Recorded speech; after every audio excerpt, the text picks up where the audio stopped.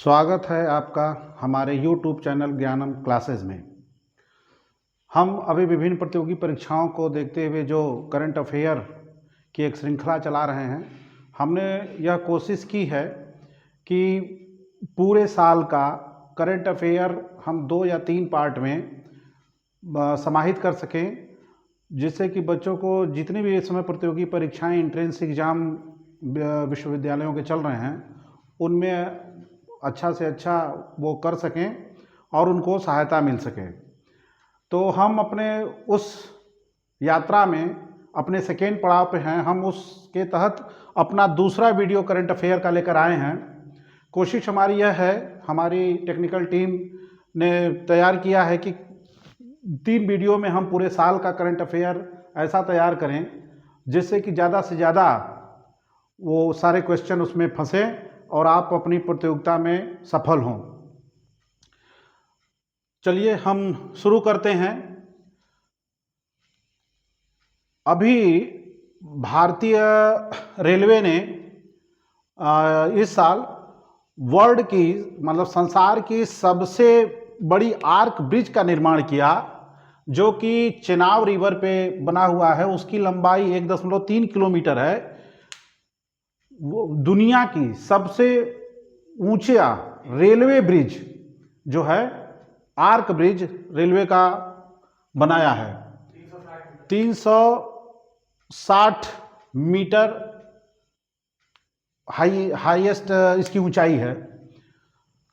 Waste central railway zone ने अपना fully electrical कर दिया है अपने पूरे क्षेत्र को, जोन को, जो कि 3000 किलोमीटर की वो पूरी उनकी रेलवे लाइन बिछी हुई है। 18 जोन में आपको पता होगा कि पूरे भारतवर्ष का जो इंडियन रेलवे भारतीय रेल है वो अपने 18 जोन में बटा हुआ है, जिसमें वेस्ट सेंट्रल रेलवे का जो जोन है जिसका मुख्यालय जबलपुर में है, वो उसने जो है अपने पूरे जोन को पूरी तरीके से फुली इलेक्ट्रीफाइड कर दिया है। यानी वहां पे अब ट्रेनें जो हैं इलेक्ट्रिक से ही चलेंगी। अब आइए नेक्स्ट हमारे अभी जो जनवरी 2021 बीता है, उस पर 26 जनवरी को चीफ गेस्ट के रूप में यूनाइटेड किंगडम के प्रधानमंत्री बोरिस जॉनसन को आमंत्रित किया गया था, लेकिन कोरोना महामारी की वजह से वो जो है आ नहीं पाए, कैंसिल हो गया प्रोग्राम।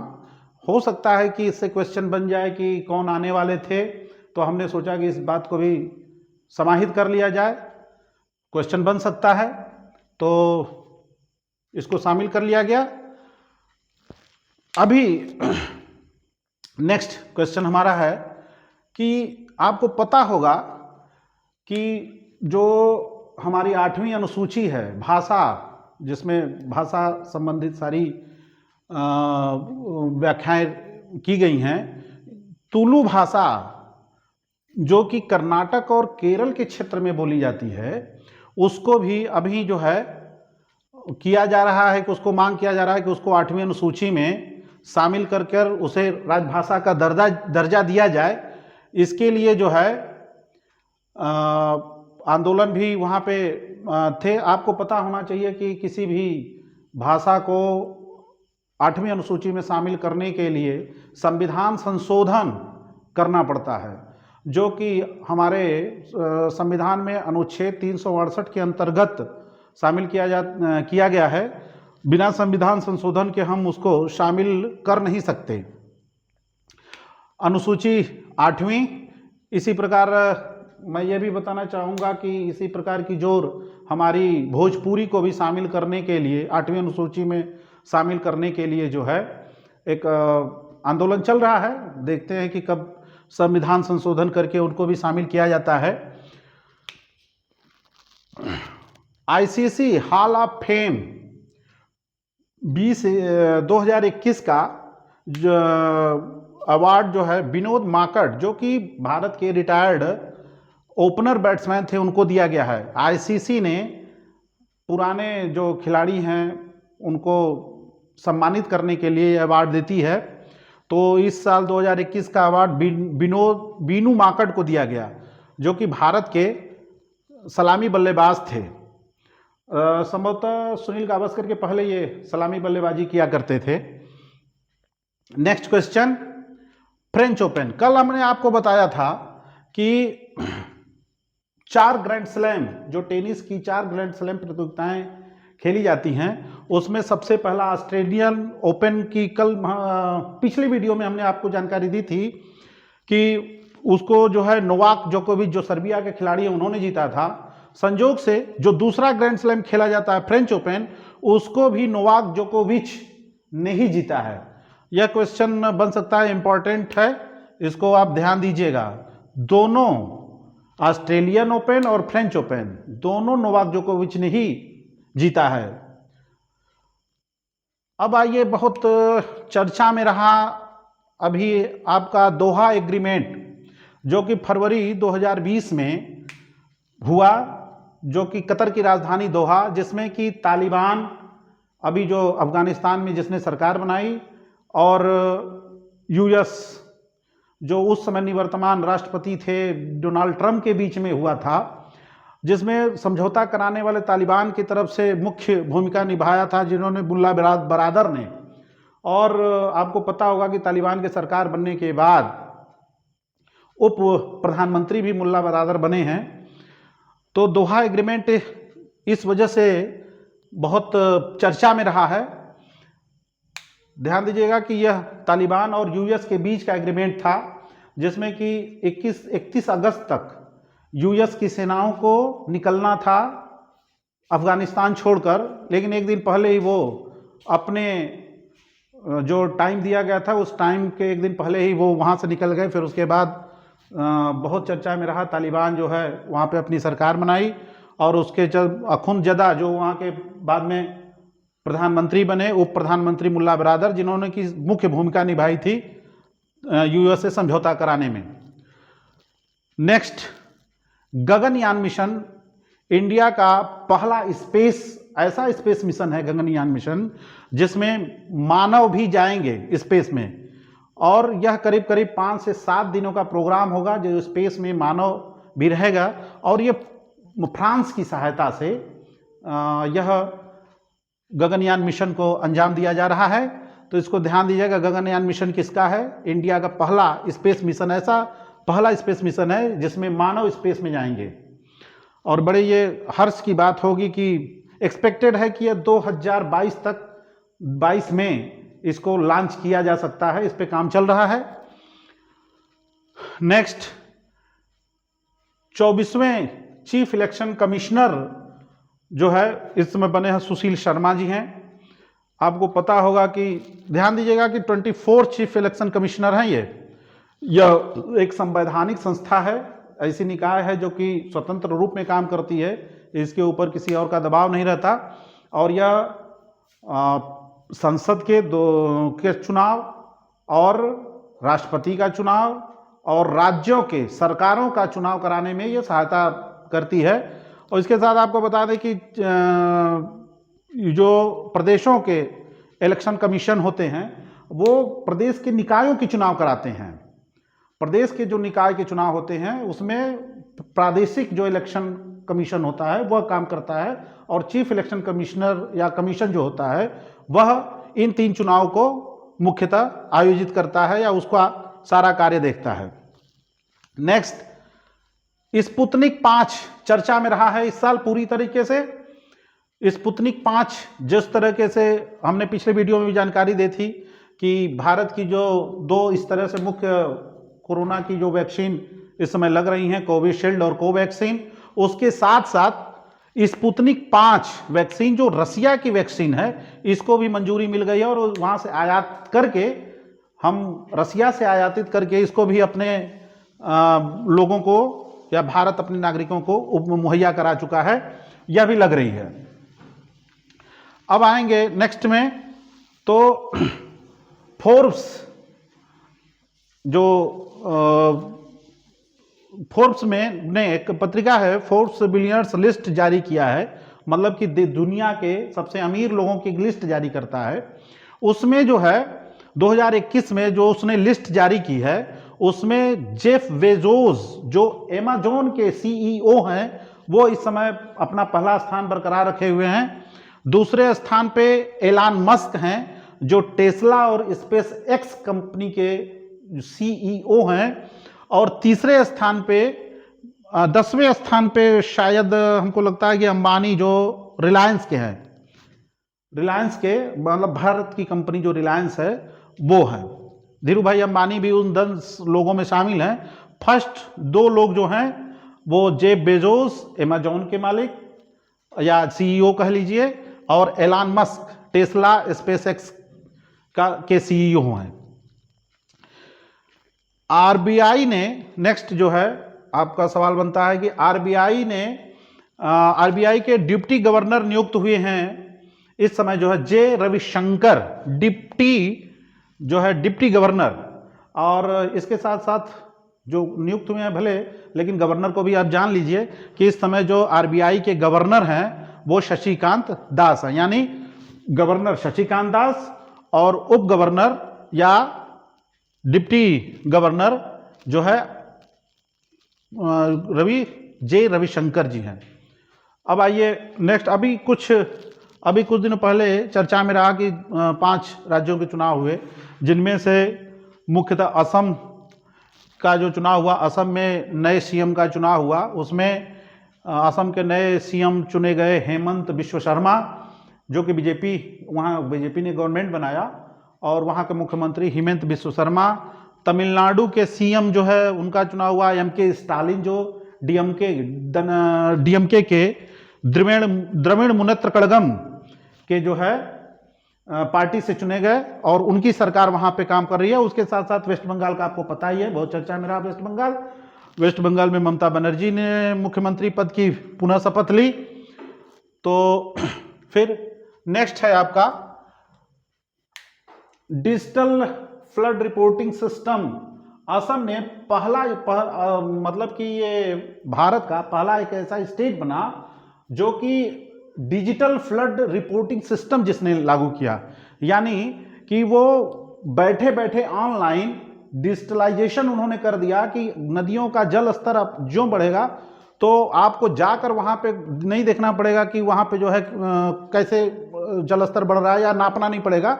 डिजिटल के माध्यम से ऑनलाइन उनके जो मुख्यालय पे सूचना अपने आप चली जाएगी और पल पल की रिपोर्ट जो है वो मिलती रहेगी। तो फ्लड से चूंकि असम हमेशा प्रभावित रहा है, तो इसको देखते हुए भारत का वो पहला ऐसा स्टेट बन गया जिसने पूरी तरह से डिजिटलाइजेशन कर दिया है, ऑनलाइन हो गया है उनका, यानी उनको नदियों के बढ़ने और घटने का बहुत ज़्यादा दिक्कत नहीं होगी, वो पता भी चल जाएगा और इसके हिसाब से जो डिजास्टर ज़रूरतें होंगी वो जल्दी से और ज़्यादा अच्छी तरीके से अपने आप को इक्विपमेंट को तैयार कर पाएंगे और एनडीआरएफ की टीमें पहले से ही तैयार हो सकती हैं। 2020 का नेक्स्ट क्वेश्चन, 2020 का मिस यूनिवर्स का खिताब जो है एंड्रिया मेजा जो मैक्सिको की हैं उनको दिया गया है। एंड्रिया मेजा, ध्यान दीजिएगा, 2020 का मिस यूनिवर्स का खिताब एंड्रिया मेजा मैक्सिको ने जीता है। नेक्स्ट, आयरन डोम बहुत चर्चा में रहा है। ये आयरन डोम क्या है? इजराइल का डिफेंस सिस्टम है। आपको अभी कुछ दिन पहले की घटना याद होगी जब हमास और इजराइल के बीच में लगभग 15 दिनों का एक युद्ध चला। उस युद्ध में बहुत सारे रॉकेट दागे गए हमास की तरफ से, लेकिन हम सुनने में आता है कि एक एक दिन में हजारों हजार रॉकेट दाग रहे थे, लेकिन बहुत सारे उनको जो है सारे रॉकेट कम इफेक्टिव हो रहे थे। क्यों? इस आयरन डोम के कारण। ये जो है इजराइल का ऐसा डिफेंस सिस्टम उसने तैयार किया था कि इनके रॉकेट को रास्ते में ही वो कैप्चर कर ले रहा था और रास्ते में ही मार गिरा दे रहा था। तो इतना छोड़ने के बावजूद हमास के रॉकेट इजराइल जो है, इजराइल की क्षति बहुत कम हो पाई थी। तो ये भी चर्चा में रहा था आयरन डोम। ठीक है, ये ध्यान दीजिएगा। नेक्स्ट, आईसीसी टेस्ट चैंपियनशिप में 2021 अभी कुछ दिन पहले ही समाप्त हुआ है। टेस्ट की भी एक श्रृंखला चली जिसमें कि भारत और न्यूजीलैंड के बीच उसका फाइनल खेला गया था लॉर्ड्स के ऐतिहासिक मैदान, जो कि लंदन में है, इंग्लैंड में। और वहाँ पे न्यूजीलैंड ने भारत को हराकर यह प्रतियोगिता जीती थी। हाँ, और इसके बाद आपको नेक्स्ट जो है आप ध्यान दीजिएगा, क्रिप्टो करेंसी जारी करने वाला एल सल्वाडोर एक देश है। ये पहली कंट्री बना है। एल सल्वाडोर मध्य अमेरिकी मूल का देश है, मध्य अमेरिका मूल का देश है, जो कि क्रिप्टो करेंसी को इसने जारी किया है। ऑनलाइन एक करेंसी है, आपको पता होना चाहिए। उसने क्रिप्टो करेंसी को मंजूरी दे दी है, तो वो एक पहला राष्ट्र वहाँ का बना है उस क्षेत्र का जिसने कि क्रिप्टो करेंसी को जारी किया है। इब्राहिम रईसी जो है, ईरान के प्रधानमंत्री राष्ट्रपति नियुक्त किए गए हैं। इब्राहिम रईसी ईरान के 8वें प्रेसिडेंट के रूप में उन्होंने नियुक्ति ली है। ये भी चर्चा में रहा था। अभी जो है टाइग्रे, इथोपिया का जो एक प्रांत है टाइग्रे, इथोपिया आपको पता होगा कि अफ्रीका में पड़ने वाला उत्तरी अफ्रीका का एक देश है इथोपिया। उसका जो टाइग्रे प्रांत है ना, वो जो है सेपरेट होने की मांग कर रहा है। ये कह रहा है कि इथोपिया से हमको अलग कर दीजिए। और इस पे ये चर्चा में इसलिए भी रहा कि यहाँ पे बहुत बड़ी मानव जनित भूखमरी इस कारण हुई कि यहाँ के जो राष्ट्रपति है उन्होंने इतना मिलिट्री का वहाँ की जनता पर इतना, उनकी जनता की आंदोलन को दबाने के लिए इतने मिलिट्री फोर्स का इस्तेमाल किया कि वहाँ पे एक तरीके से भूखमरी की स्थिति उत्पन्न हो गई। और मैं आपको ये बता दूं, बड़ी अच्छी रोचक जानकारी है कि इनको जो है 2019 का जो आबे अहमद हैं वहाँ के इथोपिया के राष्ट्रपति, उनको 2019 का शांति का नोबेल भी मिल चुका है।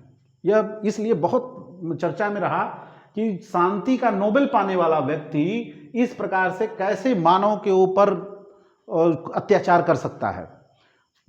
यह यूपीएससी में भी यह प्रश्न पूछा गया था, इसलिए मैंने सोचा कि देख लेते हैं कि शायद यह भी क्वेश्चन आपके वो बन सकता है, लेकिन थोड़ा सा डीप क्वेश्चन है, हो सकता है कि न पूछा जाए, लेकिन फिर भी आप जानकारी में आपके रहे ये सारी चीज़ें। जो है अभी इजराइल भी चर्चा में, इजराइल तो कई बार इस साल चर्चा में आया, जिसमें कि वहाँ के राष्ट्रपति का चुनाव भी रहा। वहाँ के नए राष्ट्रपति जो है बने, प्रधानमंत्री, सॉरी राष्ट्रपति नहीं, वहाँ के प्रधानमंत्री बने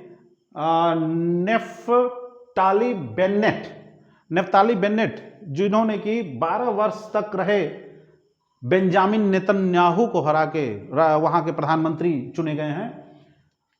तो इनका भी नाम याद रखिएगा, नेफ्ताली बेन्नेट। किसको हराया था? बेंजामिन नेतन्याहू को, जो लगातार 12 साल से वहाँ के प्रधानमंत्री थे, लोकप्रिय प्रधानमंत्री थे। उनका नाम तो लगभग हम लोग के जबान पे आ ही जाता था। अभी बहुत दिनों तक, अभी तक तो यही हम लोग के जबान पे चढ़े हुए हैं। इनका नाम थोड़ा सा अभी कुछ दिन रहेंगे तो आ जाएगा जबान पे। यूएन सेक्रेटरी जनरल जो है पुर्तगाल के एंटोनियो गुतरेस, जो फिर से दोबारा महासचिव चुन लिए गए हैं। यूएन के सेक्रेटरी यानी यूएन सेक्रेटरी यानी यूएन महासचिव, 5 साल का ये कार्यकाल इनका होता है। एक महासचिव का कार्यकाल, यूएन यानी यूनाइटेड नेशन के जो सेक्रेटरी हैं, इनका कार्यकाल 5 साल का होता है। ये सेकेंड टर्म के लिए पुनः चुन लिए गए हैं, जो कि पुर्तगाल के रहने वाले हैं, पुर्तगाली हैं। नेक्स्ट, मेघा राजगोपालाचारण, जो कि पुलित्जर पुरस्कार 2021 का जर्नलिज्म में दिए जाने वाला एक तरीके का नोबेल मान लीजिए कि जर्नलिज्म के क्षेत्र में, पत्रकारिता के क्षेत्र में बहुत प्रतिष्ठित पुरस्कार है, जो कि भारतीय मूल की जो अमेरिकी नागरिक हैं, मेघा, नाम फिर से आपको दोहरा देते हैं, मेघा राजगोपालाचारण, इनको खोजी पत्रकारिता के कैटेगरी में वहाँ का पुलित्जर पुरस्कार दिया गया। और इन्होंने खोजी पत्रकारिता में क्या उनका टॉपिक क्या था, उन्होंने वेगर, जो चाइना के वेगर मुसलमान हैं, जो सिंजियांग प्रांत में सबसे ज़्यादा पाए जाते हैं वेगर मुसलमान, उनके ऊपर खोजी पत्रकारिता और कोविड-19 के ऊपर इन्होंने चाइना के ऊपर काम किया था। चाइना की इन दो मुख्य बिंदुओं पे वो उन्होंने खोजी पत्रकारिता की थी। इसकी वजह से उनको जो है पुलित्जर पुरस्कार, खोजी पत्रकारिता के लिए पुलित्जर पुरस्कार का अवार्ड मिल चुका है 2021 का। आइए अब आगे चलते हैं। नेक्स्ट,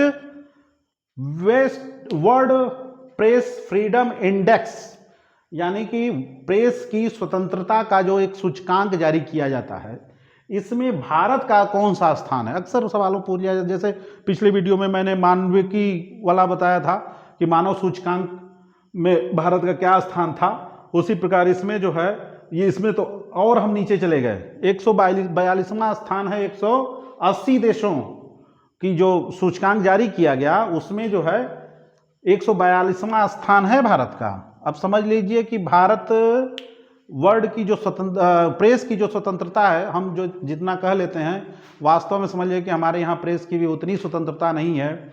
आपको पता होना चाहिए कि प्रेस की तो स्वतंत्रता भी आर्टिकल 19A के तहत, यानी बोलने की स्वतंत्रता के तहत ही शामिल किया गया है। आपको ये पता होना चाहिए। अगर कोई क्वेश्चन बन रहा है तो हम देख लेते हैं, उसके साथ जुड़ी हुई कुछ अन्य जानकारियां भी हम साझा कर दे रहे हैं, उसको आप जानते रहिएगा, उसको ध्यान से नोट कर लीजिएगा, हो सकता है कि वहाँ से भी क्वेश्चन बन जाए। और पहले पोजीशन पे नॉर्वे, जो कि स्कैंडिनेवियन देश हैं, 3 देश माने जाते हैं जिसमें स्वीडन, नॉर्वे और फिनलैंड, यह तीनों देश, इसी देशों में जो पहला एक देश है नॉर्वे, जहाँ की राजधानी ओस्लो है, वह वहाँ जो है उसको फर्स्ट प्राइज मिला हुआ है, या फर्स्ट प्राइज क्या, फर्स्ट इंडेक्स सूची में, उस सूची में पहला स्थान नॉर्वे का है और भारत का स्थान 142वां है। हो सकता है कि यह भी पूछ दे पहला स्थान और भारत का अगर स्थान पूछे तो 142वां। क्यूबा भी अभी चर्चा में रहा है। क्यों चर्चा में रहा है? क्यूबा ऐसी पहली कंट्री बनी है जो कि 1.5 साल से लेके 5 साल तक के बच्चों का उसने वैक्सीनेशन शुरू कर दिया है, कोविड-19 का वैक्सीनेशन। वो पहला ऐसा देश बना है, जबकि क्यूबा आप जानते होंगे कि कैरिबियाई देश है, बहुत संपन्न देश तो नहीं है, फिर भी उसने इस तरह का प्रयास किया और वहाँ की जो हेल्थ सेक्टर है वो बहुत अच्छा माना जाता है क्यूबा का। आपको कभी नाम याद आता होगा फिदेल कास्त्रो का, तो वहाँ के बहुत चर्चित नेता रहे थे फिदेल कास्त्रो। क्यूबा पहली कंट्री बनी है जो कि 1.5 साल से 5 साल के बच्चों का वैक्सीनेशन जिसने शुरू कर दिया। अभी विश्व में और किसी ने शुरू नहीं किया है। अभी जो है अरल सी भी चर्चा में रहा था। अरल सी आपको पता होगा कि उज्बेकिस्तान और कजाकिस्तान के बीच में एक जगह है जो कि पानी से भरी रहती थी, लबालब एक, उसको हालांकि सागर कहा गया है, अरल सी, जिसमें कि सीर दरिया और आमू दरिया का पानी आता था, लेकिन उस पर कई सारे डैम बना दिए गए जिसके कारण कि उसको वहाँ का पानी उस सी का सूख रहा है, वो ड्राइड हो रहा है। इस पर भी काम चल रहा है कि उस पर जो है उसको फिर से पुनर्जीवित किया जाए उस पूरे अरल सी को। इसलिए अभी अरल सी भी चर्चा में रहा है। कजाकिस्तान और उज्बेकिस्तान से चारों तरफ से यह घिरा हुआ पानी का एक क्षेत्र है, देख लीजिएगा। और नेक्स्ट 51 यानी 51वां दादा साहब फाल्के पुरस्कार। आपको पता होगा कि दादा साहब फाल्के पुरस्कार फिल्म के क्षेत्र में दिया जाता है, भारत का बहुत सबसे प्रतिष्ठित पुरस्कार है। वो मिला है दक्षिण भारत के एक बहुत एक्शन हीरो, सुप्रसिद्ध एक्शन हीरो हैं रजनीकांत, उनको मिला हुआ है। वज्र प्रहार नाम का युद्धाभ्यास भारत और यूएस के स्पेशल फोर्सों के बीच में हुआ था, तो हो सकता है कि वज्र प्रहार नाम से पूछे तो आप बता दीजिएगा, उसमें नोट करिएगा यूएस और भारत के बीच में। ये संभवतः हिमाचल प्रदेश में इसका युद्धाभ्यास दोनों देशों की, अमेरिकी और भारत की स्पेशल फोर्सों ने युद्धाभ्यास किया था। स्वेज कैनाल भी जो है कुछ दिन चर्चा में रहा था। क्यों चर्चा में रहा था? कि मेडिटेरियन सी और आपको रेड सागर, लाल सागर को जोड़ने वाली जो कैनाल है, जहाँ से कि बहुत ज़्यादा पूरे विश्व का आवागमन, यहाँ पे बहुत सारे व्यापार होते हैं। यहाँ पे एक जहाज़ फंस गई थी, जिससे 5 दिनों तक वहाँ का मालों का आवागमन बाधित हो गया था। तो कई 100 बिलियन का नुकसान हुआ था। बस मात्र समझ लीजिए कि वो कितना व्यस्ततम मार्ग है, जल मार्ग, जिससे कि 5 दिन में ही कई 100 बिलियन का घाटा हो गया था पूरे विश्व को। अल अक्सा मस्जिद भी चर्चा में रहा था। क्यों रहा था? कि अभी मैंने इधर भी चर्चा की थी कि जो इजराइल और हमास के बीच में युद्ध हुआ था, तो अल अक्सा मस्जिद जो थी, उसी में वहाँ पे जेरूशलम की तरफ से वहाँ पे कुछ सैनिक कार्रवाई कर दी गई थी, जिसके विरोध में वहाँ के लोगों ने विद्रोह किया था। तो अल अक्सा मस्जिद भी कहाँ पे स्थित है? जेरूशलम में स्थित है। ये तीसरा सबसे बड़ा मुस्लिम या इस्लामिक लोगों के पवित्र स्थान है अल अक्सा मस्जिद। स्मार्ट सिटी में अवार्ड में भारत के 2 शहरों को अवार्ड मिला। वो इंदौर जो कि मध्य प्रदेश का एक शहर है, और दूसरा सूरत जो कि महाराष्ट्र का एक शहर है। इन दोनों को स्मार्ट सिटी अवार्ड मिला। इंदौर अपनी सफाई के लिए भी जाना जाता है। बहुत अच्छी सफाई, वहाँ की सफाई व्यवस्था है, भारत सरकार ने दिया। अभी आपको याद होगा कि कुछ दिन पहले ही नागोर्नो काराबाख क्षेत्र में एक युद्ध हो गया था। उस पूरे क्षेत्र के लिए वो अर्मीनिया और अजरबैजान के बीच में युद्ध हुआ था, जिसमें अजरबैजान विजयी हुआ था। यह जो क्षेत्र है वो काकेकश पहाड़ियों के बीच में स्थित है। और यहीं पे मैं बता दूं कि यह वही पहाड़ी है, यहीं पे जो है यूरोप का सबसे ऊंची चोटी, यूरोप की जो है माउंट एल्बुर्ज, जिसकी ऊंचाई 5642 मीटर है, वह भी इसी काकेकश पहाड़ियों पे ही स्थित है। तो अर्मीनिया और अजरबैजान के बीच में यह युद्ध हुआ था नागोर्नो काराबाख क्षेत्र का, इसलिए चर्चा में रहा। और लगभग हमको